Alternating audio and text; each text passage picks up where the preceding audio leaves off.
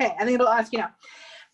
So that you can use this video, you can download the video or whatever later if you want to look again at what we did. I'm hoping that because I'm talking, it will all be videoed on here. We've had a few issues with this in the past. Okay, so the type of paste that I'm using, let's just go to that first. I think I sent you all this little picture. This is the one I like the best. But if you don't have gum paste or sugar paste, this flour paste, something like that, you can make it. Just if someone could remind me, I'll send you a recipe. You can also make flowers out of fondant with CMC, but you will never get the same kind of realistic results. This is the stuff if you want to get really nice flowers. We're just going to make a white rose to start off with, but I'm going to use some colored dusts to color it at the end, so you can see how we do that. It is much easier to color it once it's dry, so I will try and dust it now, but you know, obviously if you're not in a class under time pressure, just leave it to dry fully. Okay, so when you're working with this paste, this one is not sticky, and it's got a kind of a chewing gum texture. But if you're finding that things are sticky, you can use the stuff which is called Petal base or Holsum, which is in the butter aisle. Candace, I know you know what it is, but I don't know what the UK equivalent would be. UK, but just like a, yep. Rex. There you go. So just a white margarine basically, and you just need a little bit. You can rub it on your hands, you can rub it on your surface, you can rub it on your rolling pin, wherever you feel like things are sticking. Okay, we're going to make this on a wire, but if you don't have a wire, you can just make it on a toothpick. I'm just going to show you how to use the wire so that you know if you're doing it on a wire. All you have to do with your wire is make a little hook in the end of it. Okay, so it looks like that. Can you see it? Doesn't matter how fancy it is, as long as it's got something like that. So when you make the rose on it, when the paste dries a bit, if you just had it on a straight end, when it dries, it would just fall off. So we are making the hook just so it's got something to hold on to. Okay. Then we're going to make the middle of the rose. Now, a lot of books and websites and whatever, I see they just make a cone. Okay, we're not doing that. We're not making a cone.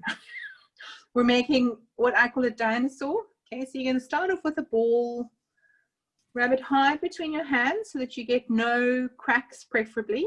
You can see I got a few, I don't know if you can see that, but there's a few little ones. It's not too bad. If it's very cracky, work it a bit in your fingers and then roll it again. Okay. And the bigger your ball is, the bigger your rose will be. So we're going to start off, this one is the size of, oh la la, a gumball maybe. It's, yeah.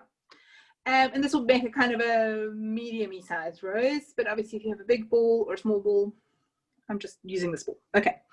So then I'm going to use my finger to flatten it down in the middle a bit. What we're aiming for is kind of a capsule shape like that. Or a minion, or something. I don't know.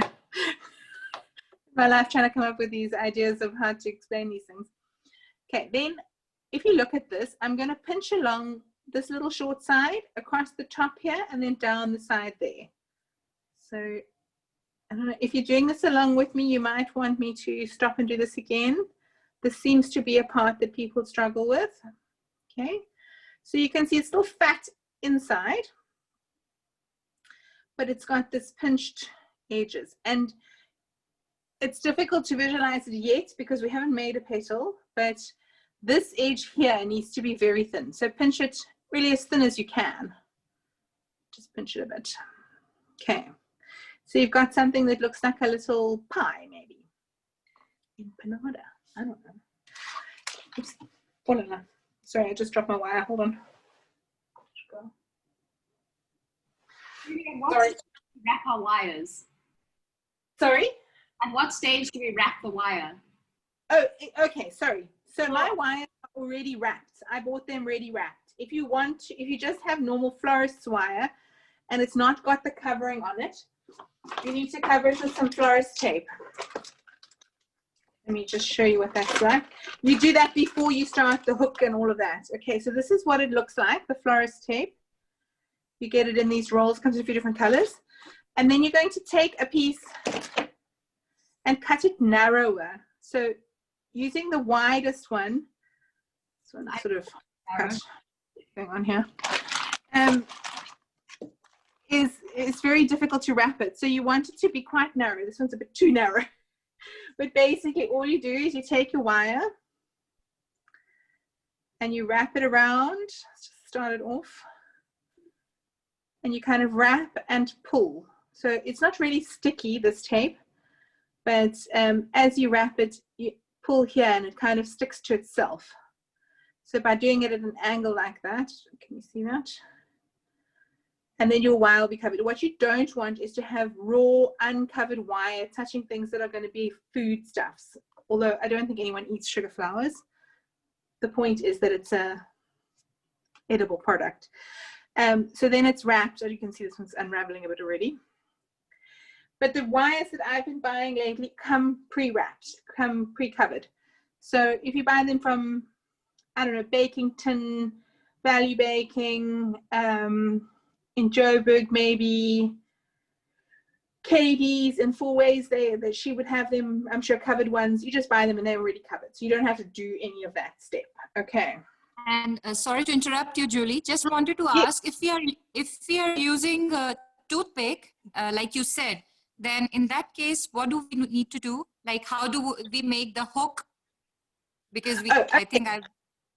So the toothpick, firstly, you don't need to cover it because it's considered a food safe item, and you don't need to make any hook at all. You're just going to poke it in. Like all right, perfect. That's all you're going to do. Okay. All right. Just to go back to the wire. So the reason that we make the flowers on wires, so these are the ones I did earlier with Haley, for instance.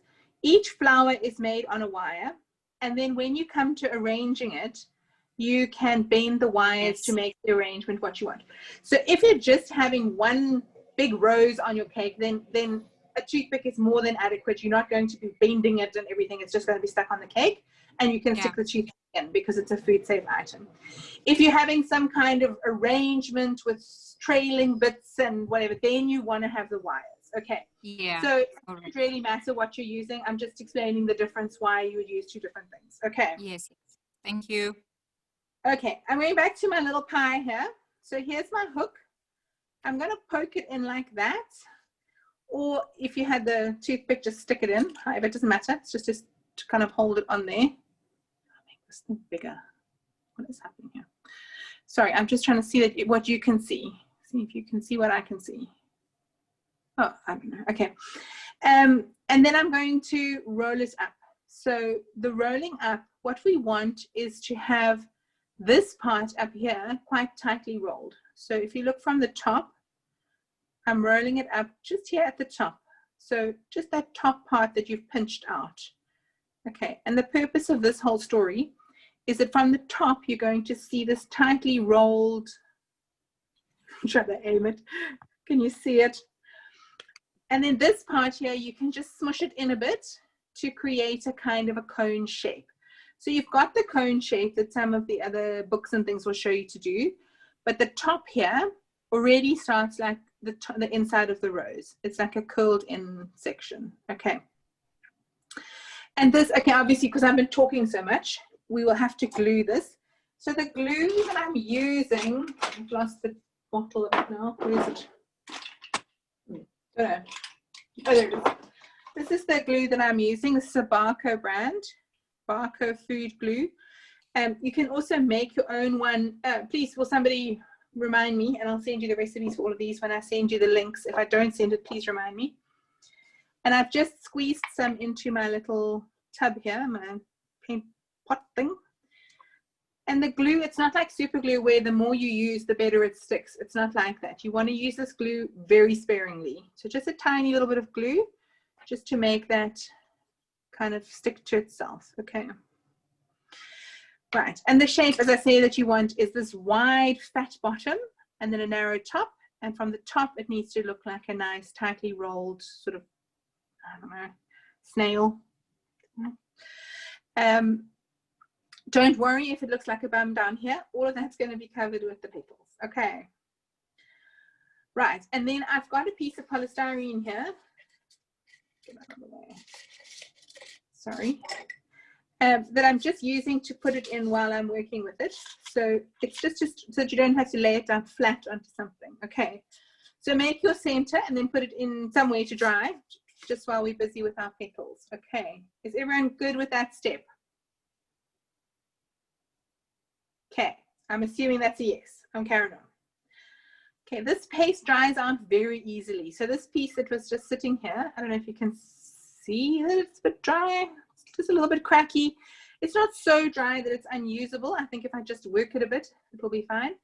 But that's the other reason I was saying to Haley earlier that I love this brand is it comes in a resealable bag. So you just put it back in there wherever you're not using it. Not busy using, whatever. Just put it in there while you're not using it. Right, then we're going to make the petals. Okay, so the petals are, how's it going there? Okay, the petals are dependent on the size of the middle. Okay, so I'm going to use, I have a few different sets. I just want to show you what they look like. This set is a Gem set, or yeah, Gem is the company that makes them. They're in Durban. And they're white like that. I also got this metal set here. I think this metal set came from a very nice biscuit cookie cutter bunch that are also in Natal somewhere called Treat Boutique. So they make them all there and they're great, like really nice things that they make. But it doesn't really matter whatever you've got. It just needs to, you could even just use a round cutter for this if you were pushed. And you want to choose one where, where's the blue ones? Get a contrast. Where the petal is about the same size as the middle. Can you see? Okay. So if you're in doubt, if you're sitting there and you're going, oh, I'm not sure which one. If it's between two, I would choose the bigger one. That's too big. That's way too big. Okay. But you don't want it huge. So I'm going to go with that guy, I think. He's a good fit for me. Okay. And this set from Gem, sorry, you can see it in the scruffy bag here, but they come in a few different sizes. And it also comes with this thing, which is called a Calyx, which is what goes on the back of the rose. So in some ways, I prefer teaching that with that set because it has all the parts for the rose. But if you don't have this, you could also just use a small star cutter. Okay. And I realize, you know, we're in lockdown, we sort of Zoom classing, we're using the things that we've got at home. And, you know, I think the methods are the same, whether you're using that set or that set, you know. Okay, so we're going to roll it out. We need 3 petals for this first row of petals. And you want to roll it really quite thin. Okay. Oh, so you can see it's sticking onto my rolling pin, so I'm just going to grease it up a little bit. Okay. Oh dear, it's still sticking. Get it to stick onto that. Okay. And I highly recommend you wash your hands before you do this. If anyone hasn't washed their hands 100 times already today, because if your hands are a little bit dirty or if you've got some colored dust or something, this paste gets gray very quickly. Okay. So when I say thin, I mean thin, very thin. Okay, so what you want, hopefully, is to be able to see the writing through it. Can you see that? I don't know if you can actually see the writing. I can see it. Okay. If you don't roll it thin enough, when you come to the next step, you're going to battle to frill the edges. You'll see that it will be very difficult. Okay. Then you're going to cut 3 petals out and try and get a nice clean cut. Do that by kind of shaking it about on the board. I think we're about to have the invasion of the children. Hang on, let me just go close the door.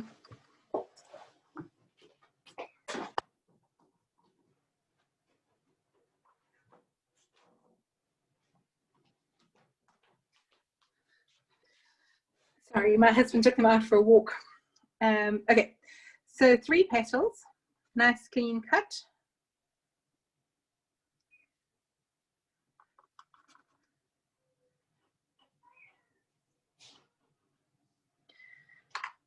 And this leftover piece, don't waste these pieces. You can just use it for something just now. Just put it back into the bag.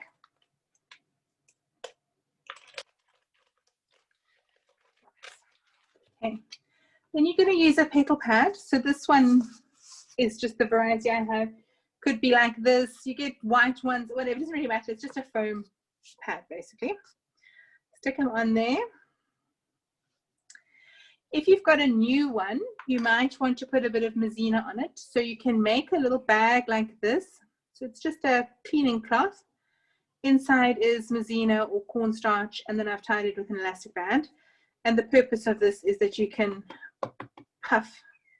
Whoa, okay, I puffed a bit much there. Puff it on so that you can have a certain stick.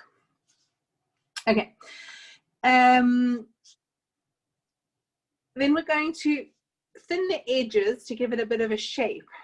Before I do that, so this is like an optional step. I'm just going to do it because, you know, you're a captive audience here. So this thing, I don't know if you can see it, it's called a, I think the actual technical term is veiner friller. I don't know if you can see it. It has like little indents on it. I don't know. I don't think you can see that, but I'm going to actually, let me just roll it over a plain piece and you'll see what I'm talking about. So when you roll it over, it puts the veins into it for you. I don't know, can you see that texture? So I don't feel like this is a necessary step, but just so that you can see what I'm doing, it just makes them look a little more realistic. So you just roll it over to give it a bit of a vein. And it's subtle. It's very subtle. I'm not sure you will even be able to see it because I'm not pressing that hard in these ones. What it means is that when you dust the flour with the dust goes a little more in the veins and it looks more realistic. But again, I feel like that's probably an optional step. And if you don't have the tool, don't worry about it. There are other tools. I don't have any here, but it's like a silicone thing that you can just press in. There's lots of different things that do it. Okay. Now we're going to frill the edges. Again, use what you've got. So I've got a whole variety of tools here. So let me show you. This one is called a bone tool. I think it's supposed to look like a bone. I don't know if it does or not. This one is called a ball tool. And this one is called a cone something or other. I can't remember its name right now. All of them will do the same thing. What you're going to do is go on the edge here. Can you see it thins it and it frills it? I don't know if you can see that from the side. Yeah. Yeah. I personally like the bone tool the best. It's my favorite. But they all do the same job. So you're just going to go around the edge. And this part, again, I feel like this is a bit of a part where people maybe battle. If you go inside the edge, not on the edge, you will get something that looks like an ear. It starts to cup that way, as opposed to making this kind of gentle waving frill. So you want this to be half on the petal, half on the pad. And because this paste is quite firm, you can actually press quite hard. On the petal, this bottom point here is going to be on the bottom of the rose. So I don't really bother frilling this half at the bottom. I just do this top edge because that's all that's going to be visible. And again, it depends, you know, what your reasoning here is. If you're just doing it for fun, then whatever. But if you're doing it for money, you don't want to spend time frilling things that aren't even going to be visible. If you are wanting it to be a very frilly rose, you can do this more and more and more. So I suggest you go to Woolies or something and go to that flower area and look at the different flowers, or just Google roses, and you'll see some have kind of a gentle wave, some are super frilly.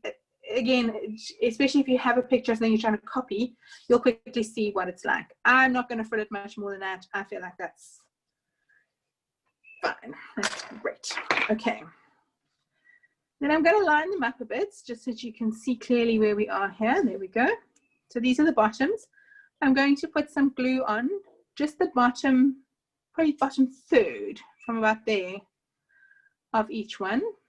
I use this brush to use some green. I don't know if you can see. It's not the cleanest brush. Okay. And then you're going to take this middle piece that you made earlier and you're going to stick them on. So what we want, sorry, I don't know if you can hear what's going on in the background, screaming. What we want is to have them evenly spaced. So put your first one on, but don't stick it fully on, so it's still a little bit loose. Then take this guy and slot it in there. Roll up a little bit, slot it in, and then hopefully your first one will go over your last one. That makes sense. So from the top, okay. If you're battling with that, what you can do is line them up, overlapping on the surface, and then roll it up like a sushi. Okay. Just see what's working the best for you. Hang on a second, what? Oh yes, okay. And then, so I should have actually toothpicked this guy, I forgot. If you look from the top, we don't really want to see down into here. That's not the most attractive part. So just use your brush to glue the bits that you don't want to see, so that you've got a nice tight bud rose. And I don't know if you can,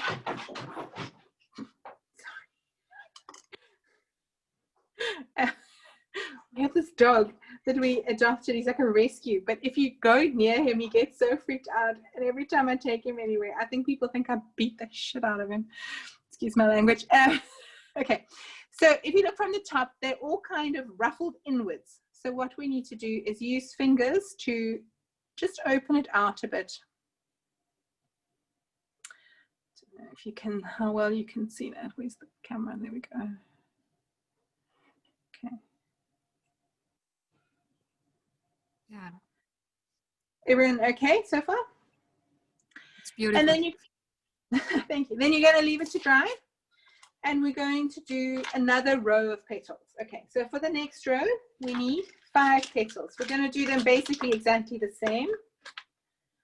And you can add as many rows of petals as you want. That's really kind of up to you how big you want to make your rows. I usually do 3 and then 5 and then 5 again. And that's usually makes quite a big rose. If I'm trying to make like a giant rose, I might make more. But it's exactly the same method. I'm just going to roll it nice and thin. See, I don't know, there's some like little piece of dirt or something in there. I don't even know what it is. Okay.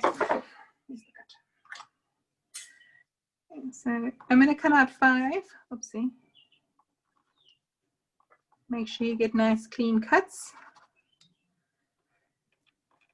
If you roll out quite a big piece like I've done here and you're making a lot of roses, I would just take a piece of plastic and cover it up like those, like a plastic that you would use in a file, those file folder, I don't know what the thing's called, you know what I mean? Just put it over, then you don't have to roll out over and over again. I'm just going to take it away because it's in my way, but you can cut out 100 petals and then just cover them with plastic so they don't dry out while you're working with them. Okay. Same method exactly. I'm going to use my little nifty petal tool, veining tool.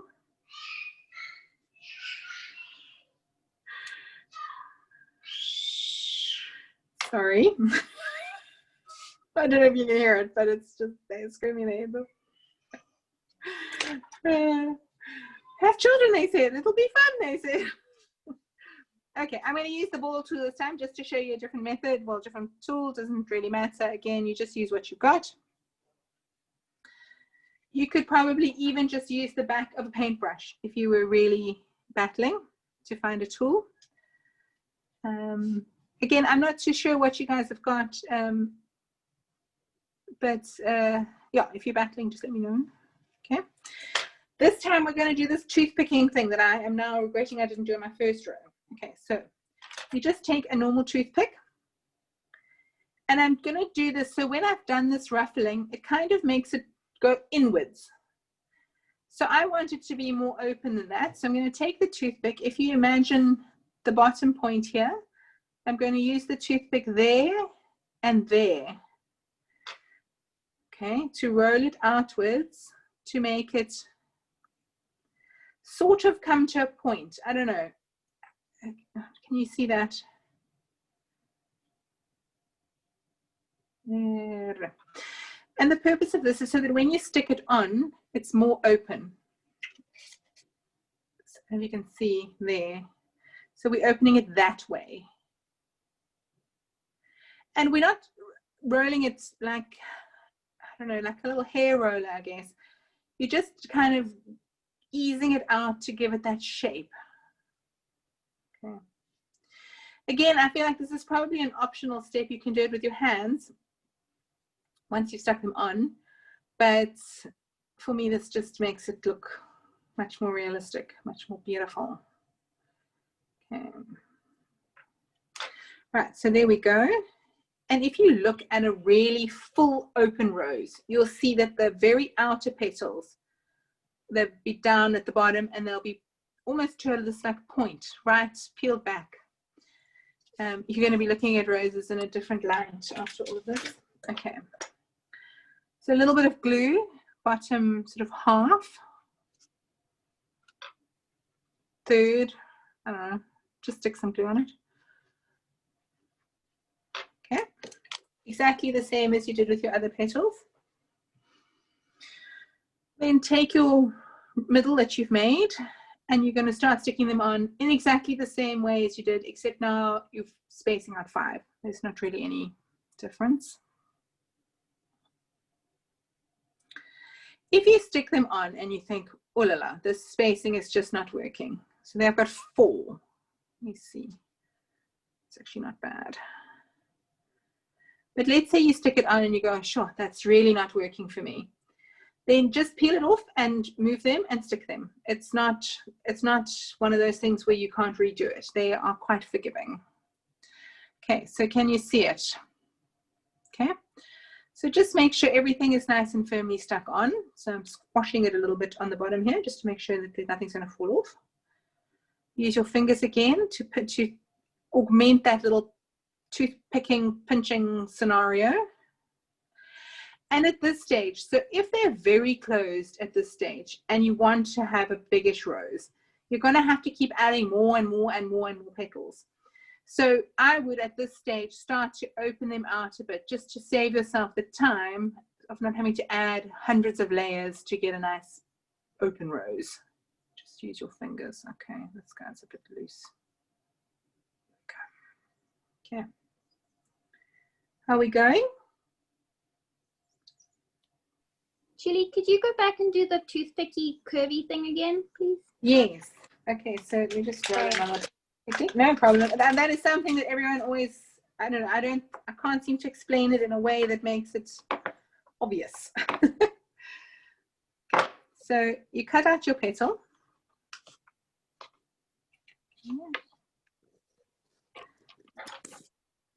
Frill your, vein it if you want to, frill your edges a bit. Okay, so it's after you've frilled. Okay, then you take a toothpick. So if you imagine this point at the bottom, imagine, just make yourself an imaginary point at the top. Let me see if I can mark it for you. Okay, so there's the top where the pink is. Can you see that? I don't know, let's maybe see something. Yeah, okay. And then you're going to use the toothpick at this angle and then at that angle to roll it out from that middle point. Okay. And then this guy. Okay. Okay. And then this thing should, not so much on these inner petals, but on the really outer petals, this will be like pulled back to really a point. Okay, so when you get, so if you get to like a 3rd and 4th layer down, you kind of want them to almost curl, like yes. Okay. Put it open. Let me see. I don't know. How do I do this? Can I share my screen from here? Hang on. No, that was a mistake. What have I done? Whatever. Let's see if I can't find a picture of a real rose to show you. I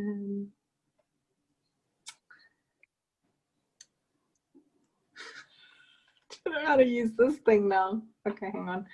I will send a picture. I will send a picture, then you can see what I'm talking about on a real rose. Okay. Is everyone still there? Can you still see me? Okay. I can still see the blue mat. Blue mat. The blue mat, I think, is the most important thing. Sometimes I don't know. Okay. Right. So okay. So I've got. What time is it? Oh, we still got lots of time. Okay, I've got 2 rows, 3 and then 5.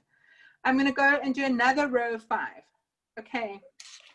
So just the same, exactly the same method. If you're still on your first row, don't worry, that's absolutely fine. Just, you know, very speedier. So I'm going to just do that.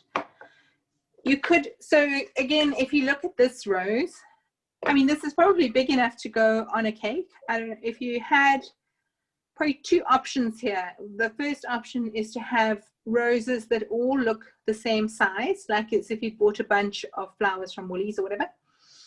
Or if you had, the other option would be to have it as if it had just been growing on the bush, in which case you would have some buds, some sort of this size, and then some full open ones.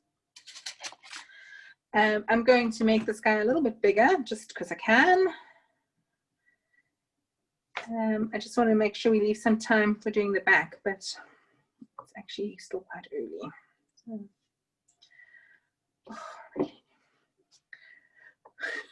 having a failure to launch here. There we go. Okay. So I'm going to cut exactly the same again, 5 petals. And I wouldn't go to 7. Some people I think it's 3, 5, 7 or whatever, but I wouldn't. I would just stay with 5. I think 7 gets too crowded. It gets too difficult to fit them in around there. Okay. Right. Quick little veining.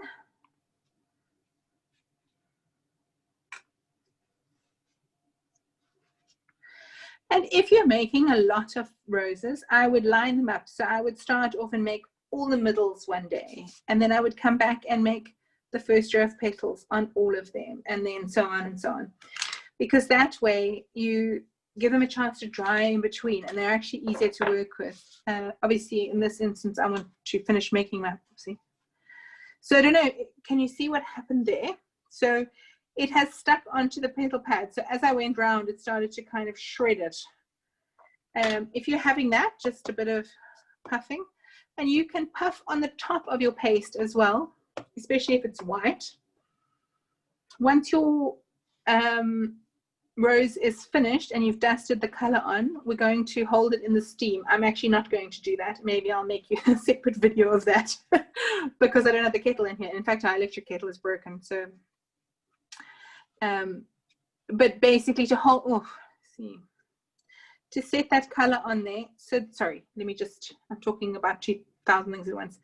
These need to be free to roll around on the mat. So if they're sticking, then what will happen is you'll end up, I don't know if you can see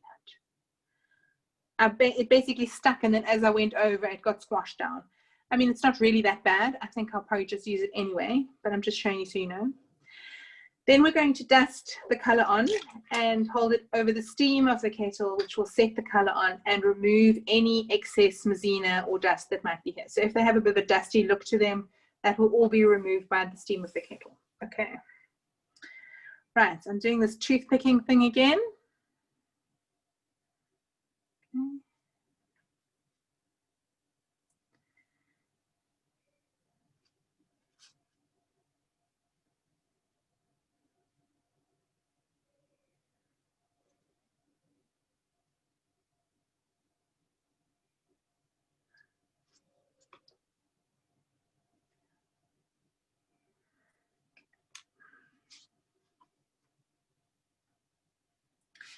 There they all are.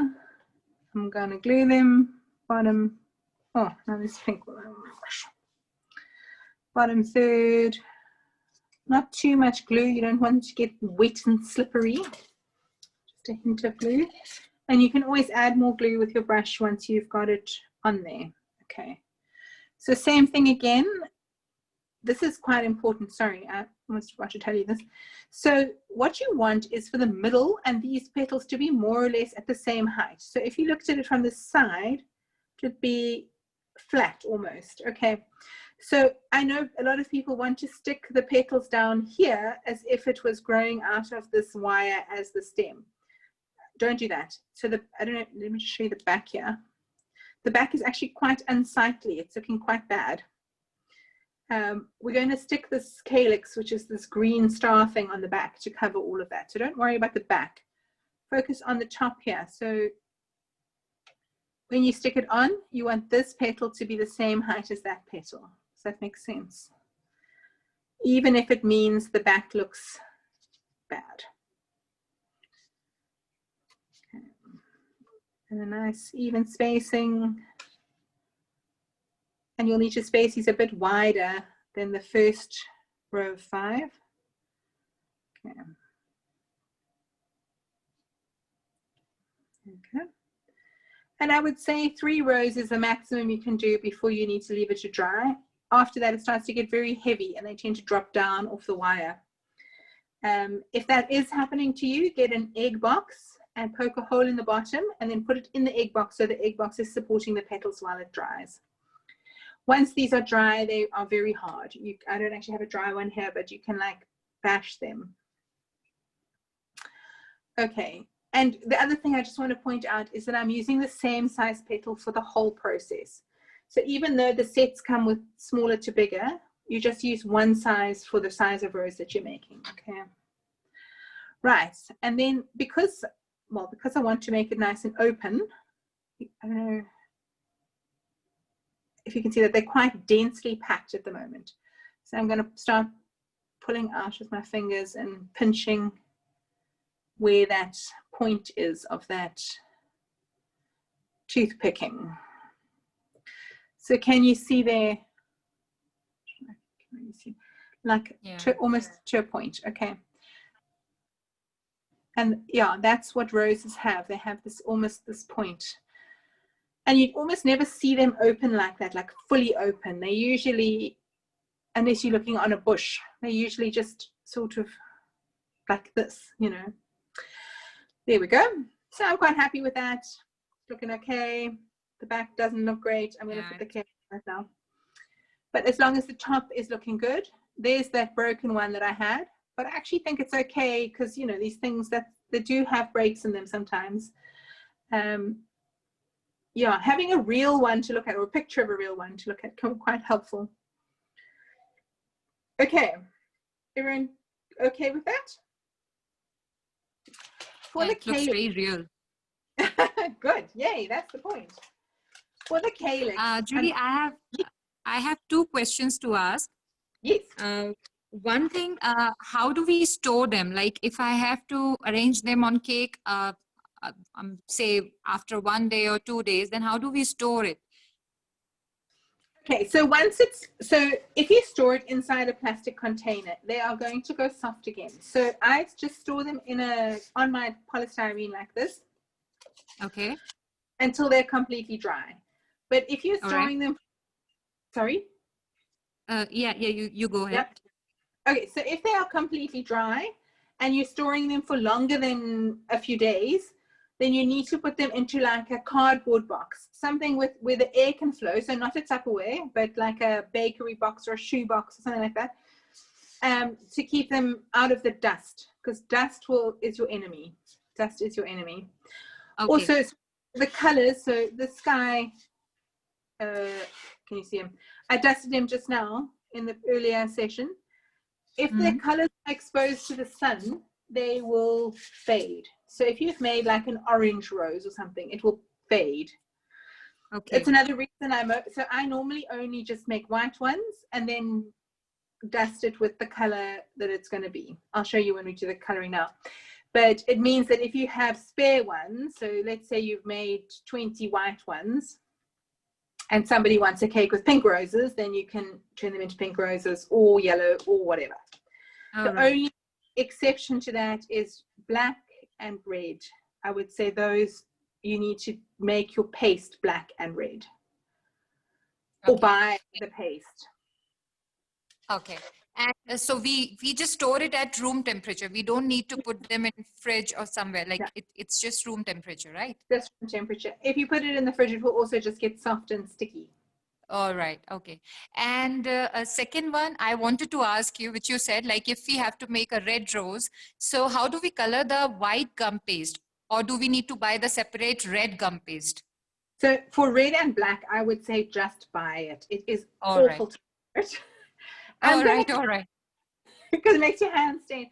But I'm going to color this green now. So I'm going to show you. You can either, I don't have any gel colors here. What an idiot. So you can use the gel colors. It's like a little bottle. Sometimes they're big bottles. Yes, yes. From the baking shops. I just don't have any with me. All I have is, or you can use this powder. I'm going to use the powder because that's what I happen to have here. But you just basically mix it in. So there, I'm just going to mix it. And same with the gel colors, like we just put Exactly. some few drops of it and mix it, right? And use it sparingly because those gel colors are quite bright. So Yes, and you can always yes. add more, but you can't take it out, kind of thing. So if you want a pastel color, Right. just go lightly. All right. Also, Okay. when Thank you start you. mixing in the gel colors, you might find that it gets quite sticky. This one is also Okay. just sticky. So then, if it's sticky, use the petal base. All right. Yes, Okay. yes.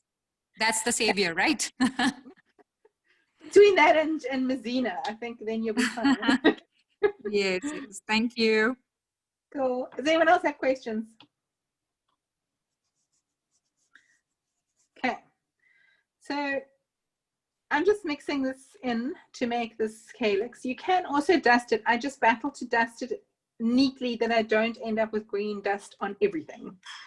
So for the calyx, I usually color, and this is not a realistic rose green. There we go. There's a gel color that Candice is holding up for us to see. I can't actually really see it. What flavor is it? Oh, it's an AmeriColor. Yeah, it's an AmeriColor electric green. They're very dodgy about AmeriColor here because apparently it's not food safe in some colors. So there are lots of the colors, especially Americans, they don't have any rules. That's the colors that are considered, that are not allowed. Yeah.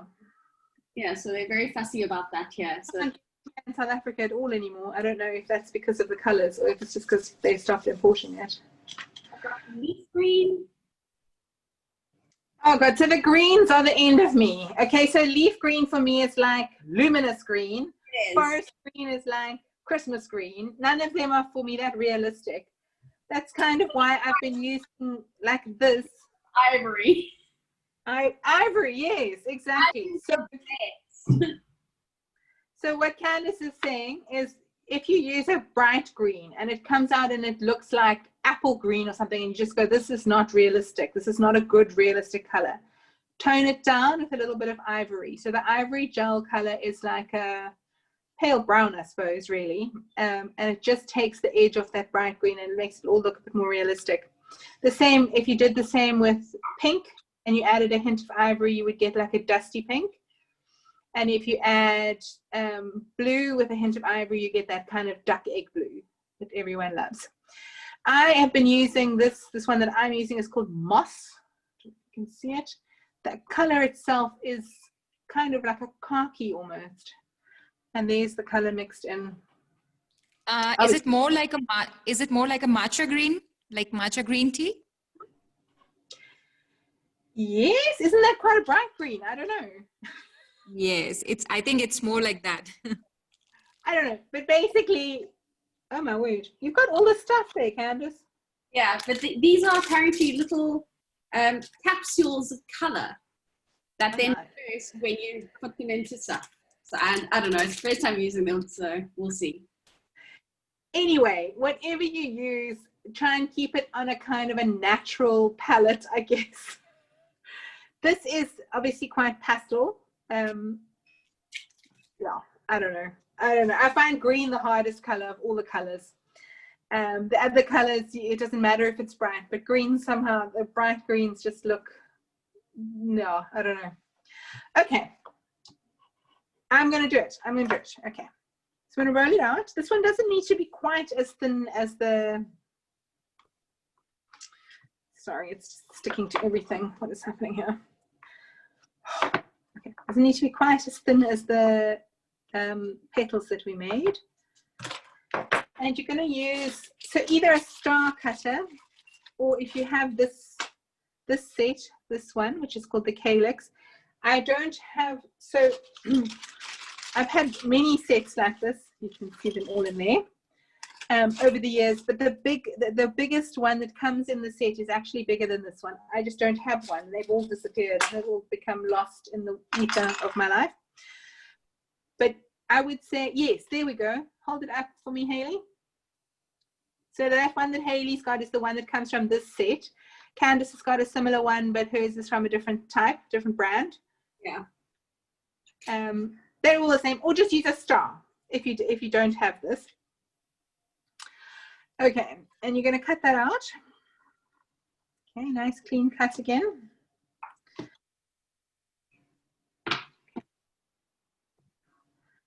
Right, then you're going to take your scissors.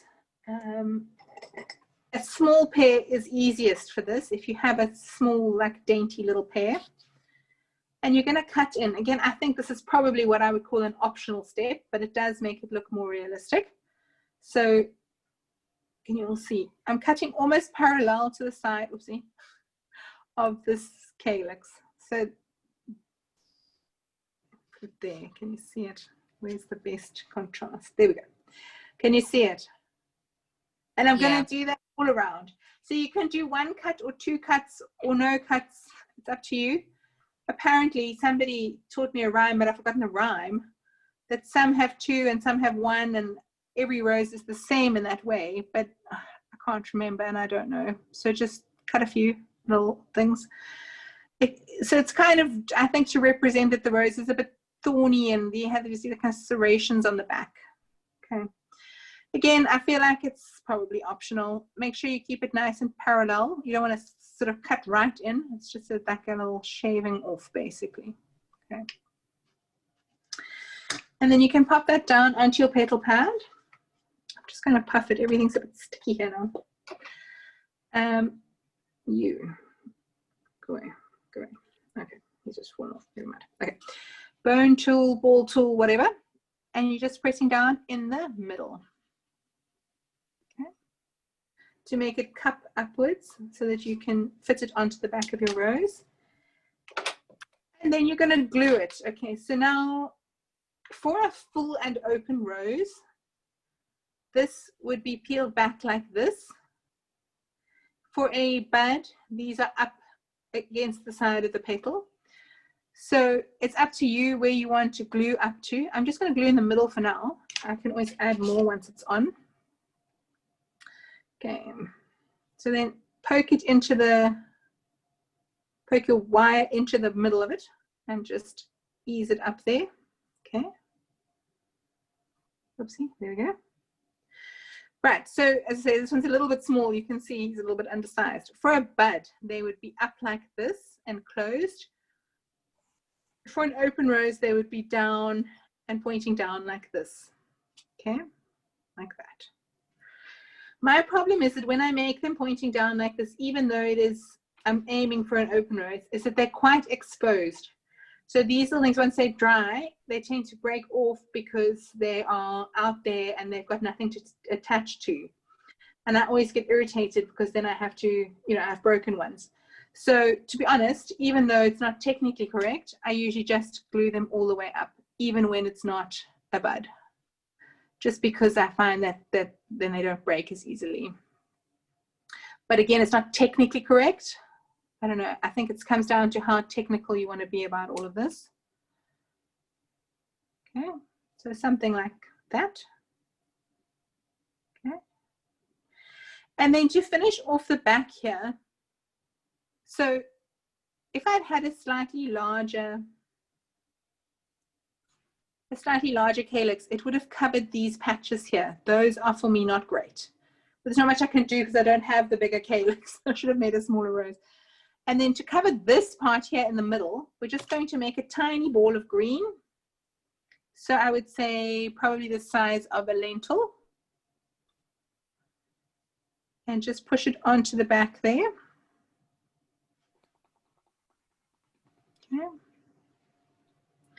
And just push it up into kind of a cone shape. So when a rose reaches maturity, it will make a little berry there called the rose hip. So that will grow bigger and bigger as the rose, you know, finishes its life cycle. So that's kind of to represent that, I guess, and to thin it out so that it comes down to the point of the wire. Okay. Here we go. Then if I had time, I would have left this to dry completely before I even attempted dusting it. But I'm going to dust it now so you can see how. It's just easier when they're dry. You can be more vigorous with the brush. You don't have to worry about bending things or whatever. So if you have the time, leave them to dry. But I'm going to dust mine now, as I say, because I want you to see what it looks like.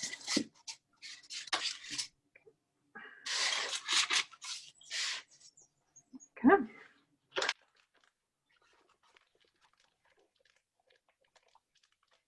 And just to go back to the storage of these, they will keep forever. I have some that I made probably years ago that are sitting in a box. I probably wouldn't feed them to anyone, but I mean, they still look the same. They still look fine.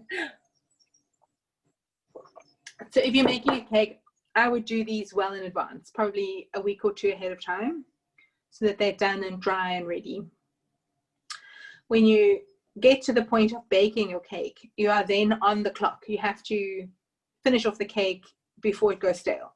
So anything that you can do ahead of time, like making flowers or decorations or whatever that are going to keep, I would do that well ahead of time, so that you're on the day, once you've baked, you're just at the stage of doing the sort of finishing touches. Okay, so for the, whoopsie, for the coloring, sorry, extreme close up of that. Okay, for the coloring, I'm going to use, I have this one is called Snow. These are Barco brand, I don't know, but any dusts, for me, they're all interchangeable. I don't think this one's better or worse. And this pink, okay, so this pink is not shimmery. It's just a pink dust, whereas this white is a bit shimmery. So I'm going to mix them together. Can you see the shimmer? Nice. Like, obviously, these aren't actually shimmery, but I'm going to use the white shimmer because it helps it go on a bit easier. In general, I would say to make a realistic rose, stick with pink, yellow, orange, all of those colors. If you go into the kind of blue, purple, turquoise, you're getting kind of into the fantasy flower range because they don't really grow like that. That's not to say you can't do them. I'm just putting it out there. Red, as I said before, I would just make it with red paste. Okay, I'm going to use, what's that? Looks good. Use a few colors just to mix them so you can see. So there's a yellow. Okay. And I've got this fluffy brush. Okay, this guy actually is losing a bit of hair. I bought this one from Bakington, but I'm not sure that there is anything different that makes it a food safe brush from the brush you'd buy in the P&A or whatever. I don't think they're any different really. Just if they are losing hairs, just be careful of that because you don't get hairs in your flowers. Okay, so I'm going to use a bit of this white shimmer dust and a bit of pink, and I'm going to mix them together to make a shimmery pink. And it's again the same thing. I wouldn't go out and buy every color in white and shimmer and whatever. Just get the colors that you like and some shimmer that you can mix with it if you need to. If you don't want your rose to be shimmery, you can mix it with a bit of Maizena just to help it to slightly lighten the color. Right, is it visible? Yes, okay. So when you dust this rose, we want to concentrate the color right on the tips of the petals, okay? As I say, it's not so easy because they're still a bit soft. Okay, I'm just going to make it a bit darker. It's not really actually visible.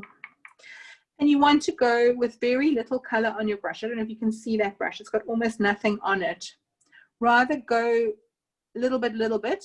There we go. I don't know, can you see that? It's very subtle, I realize. But if you wanted a white rose with just a hint, a blush of color, then you would just leave it there. Nothing more needed. If you wanted to go, you know, a bit more towards actually a pink rose, and I would say the inside of the flower tends to be the darker color, and then it gets lighter as the flower opens. Okay.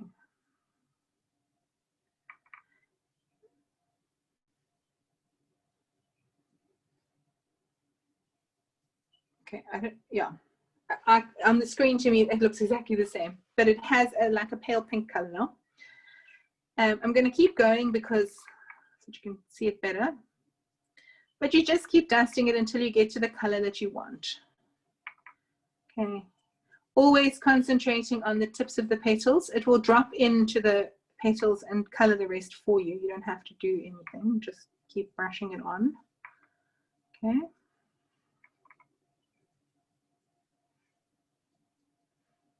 Okay, can you see it now? Sort of. Okay, if you wanted to mix your colors together and have more than one color, so this yellow, I'm going to go inside there with the yellow. So not on the tips, but just inside a bit to give it this look of like, I don't know, I think it's called peace rose. I don't know, it's pink and yellow. Okay.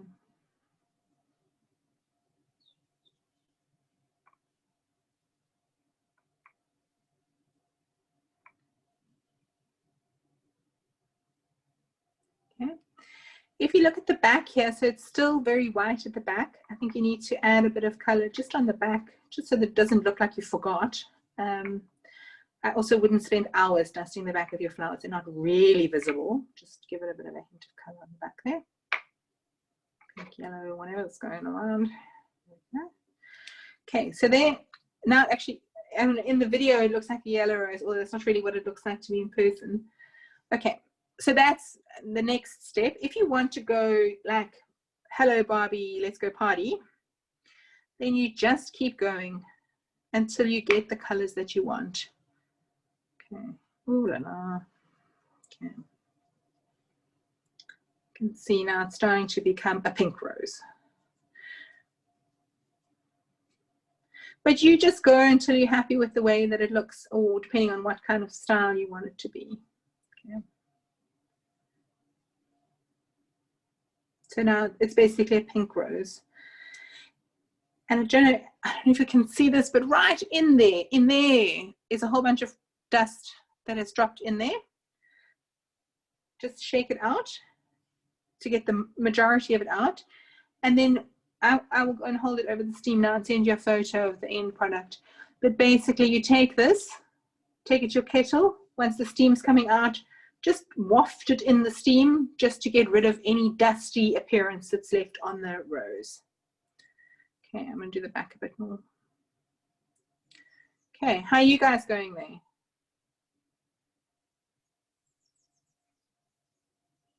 Oh, that looks beautiful. Are you still using a small brush? I can see. Oh, Candace, that's looking beautiful. What color is that? I can't hear you. I just mixed red and white. Oh, it's very pretty. It's like a cerise or something. Yeah, it's kind of a muted cerise. But I'm having big trouble with my petal paste keeps sticking to my rolling out board. I don't know. I felt like everything got very sticky all of a sudden here. Well, it's hot today. Yeah, and it's quite chilly here today, and it's quite like wet. So I think that's just why I was battling. But yeah, it's also very humid here. Yeah. Okay, so there's my guy that I've made. Okay. It's beautiful, Julie. Thank you. It still looks quite dusty. I feel like it just needs a bit of steam and then it will be. But actually what I'll do is I'll take a before and after photo before I steam it and after, so that you can see the difference. If you want to join the things that you've made together. Oh, yes. Okay, I should probably shut up. Stop talking. Just get rid of all that dust. So these are the things that I made earlier in the other class. These are some blossoms and things. I don't know what's happening here. I was bending them into. But you would take whatever you've got that you're going to join together in your arrangement and take your tape, the same tape that we used earlier, and just tape the wires together. Okay, so see, look, I just squashed that because it's not dry. Okay, don't break your stuff. Just watch and listen. Don't you to break the things that you just made. Okay, so you can tape it, and then you would take whatever other things are in your arrangement and tape them together.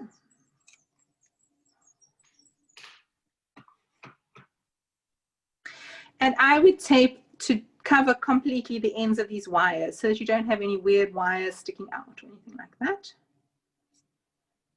Okay. There we go. And then once you put it on your cake, so let's just pretend that this is our cake here. Here's our cake.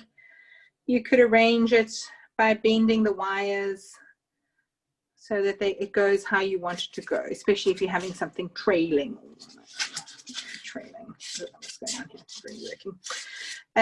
If you want to put it into the cake, then I would use like a little straw or something and push that in and then put this inside it.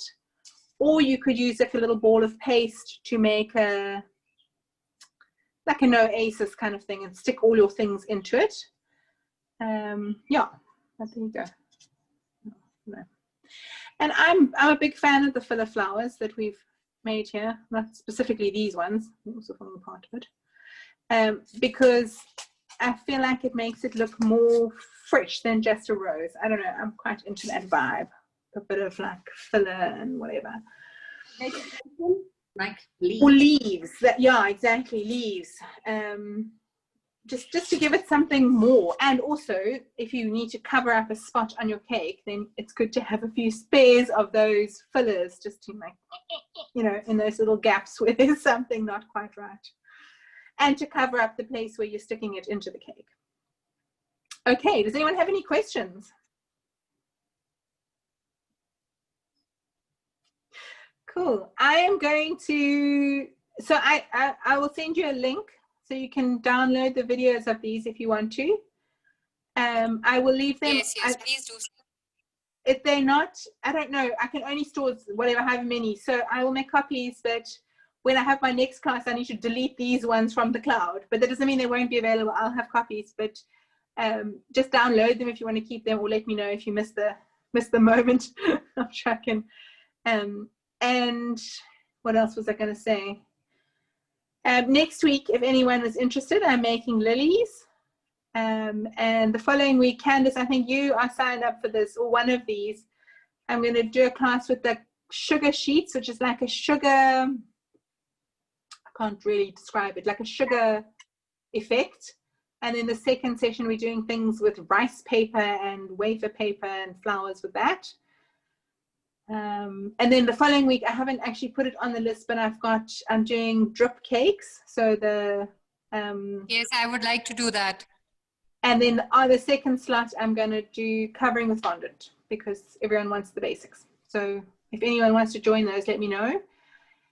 And if you have any questions that I haven't covered, or if you think of it after, just send me a WhatsApp or a text or an email or whatever your preferred method is. I only get to my computer like once a day. Miranda, I think you ran into that problem. Shame she booked and then I only saw it like at the end of the day. But I'm usually on my phone quite a bit. So if you have questions and you need a more immediate answer, maybe send me a WhatsApp. Yeah, I don't really have anything else to say. Does anyone else have any questions they want to ask now? I think you have covered all. I get a bit excited and talk a lot, sorry. Thank That you. was really helpful. Very nice. Thank you so much. Hooray. I've made sugar roses. Thank you, Julie. Cool, we'll see ya.